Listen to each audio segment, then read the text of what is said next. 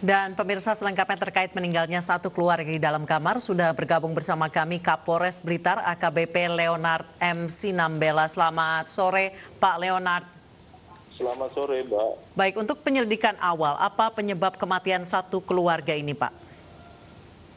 Ya, setelah kita mendatangi TKP dan melaksanakan olah TKP, untuk selanjutnya ketiga mayat dilakukan visum et repertum melalui kegiatan otopsi di Rumah Sakit Marti Waluyo, Kota Blitar, bahwa hasil otopsi kesimpulan sementara dari tim dokter forensik menyampaikan bahwa penyebab kematian adalah kekerasan tumpul pada leher yang mengakibatkan tertutupnya saluran nafas atau saluran darah sehingga korban dalam kondisi mati lemas atau kekurangan oksigen.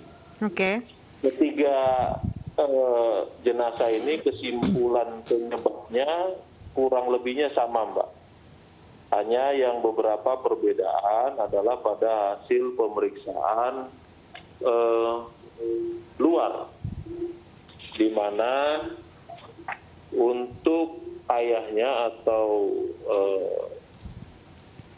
inisial S yang tadi juga sudah disebutkan namanya, bahwa ini bagian luar luka lecet tekan pada bawah lubang telinga sampai dengan di atas jakun. Jadi ini menandakan bahwa penyebabnya adalah gantung diri.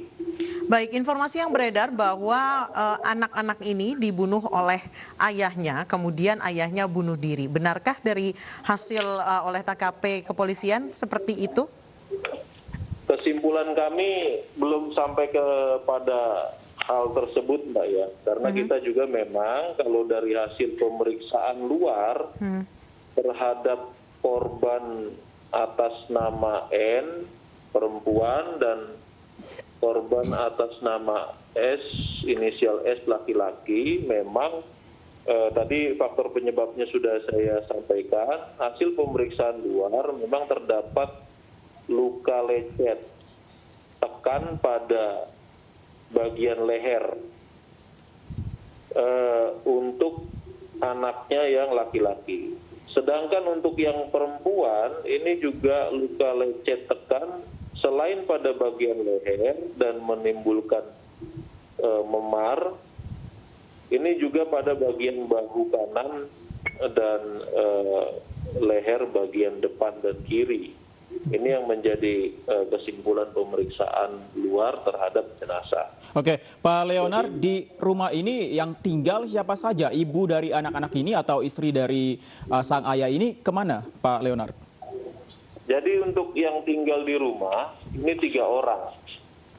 Tiga-tiganya itu meninggal. Sedangkan ibu atau istri dari saudara Y itu sudah lama meninggal. Jadi kurang lebih 8 tahun. Oke, apakah ada informasi dari tetangga atau keluarga terdekat? Apakah ada masalah sebelum ketiga orang ini ditemukan tewas?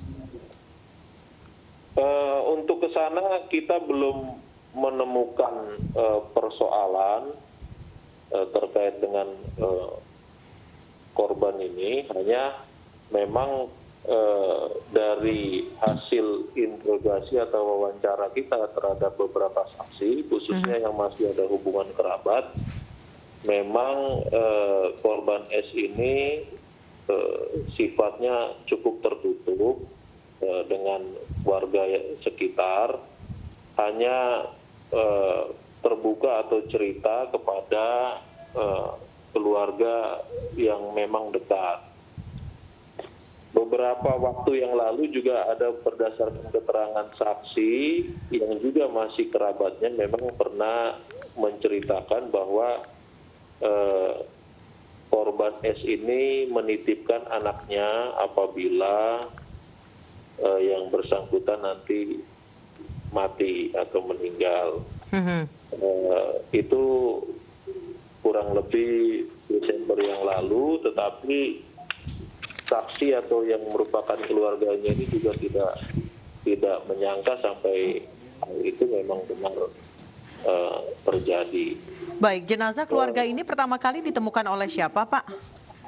Ini yang menemukan adalah saksi yang berada di depan rumahnya dengan cara bahwa dia ditelepon oleh kakak yang paling tertua atau anak pertama dari inisial S ini yang bekerja di Timor Leste. Mengatakan bahwa dia menghubungi korban ini tidak bisa, minta tolong untuk dicek. Nah ini saksi ini merupakan keluarga, jadi anak dari kakak kandung korban. Jadi rumahnya persis di depan rumah. Berarti adalah keponakan korban ya, Pak ya? Ya. Kemudian dia menuju ke rumah korban ini, pintu di depan tertutup atau terkunci, kemudian masuk melalui pintu belakang dan mendapati bahwa berarti pamannya dengan saudara sepupunya ini sudah kondisi meninggal dunia. Apakah sempat terdengar mungkin ada suara cekcok atau bertengkar, Pak, sebelumnya oleh tetangga? Dari saksi-saksi yang kita lakukan pemeriksaan dan wawancara, sampai sekarang kita belum menemukan saksi yang mendengar percekcokan dari dalam TKP. Mungkin saya tambahkan, memang yang menjadi krusial kan jam berapa ini kejadian, mungkin salah satunya seperti itu ya, Mbak. Kami dari pihak kepolisian datang ke TKP kurang lebih pukul 11.30. Ini juga kami mengkonfirmasi kepada dokter, kira-kira perkiraan jam kematian ini menjadi penting. Pada saat pemeriksaan terhadap kondisi jenazah atau mayat, memang pada jam itu sudah ditemui kaku mayat. Jadi kalau berarti sekitar sudah berapa jam, Pak? Forensik menyatakan itu sekitar 6 sampai 8 jam. Jadi kalau ini kemungkinan pagi hari ya, antara kurang lebih jam 4. Jam 4, jam 5 pagi kalau kita tarik ke belakang dari hasil ditemukannya di kaku mayat pada saat pemeriksaan di TKP. Baik, kita akan tunggu nantinya hasil penyelidikan selanjutnya. Terima kasih Pak Leonard untuk waktunya bersama kami. Selamat sore.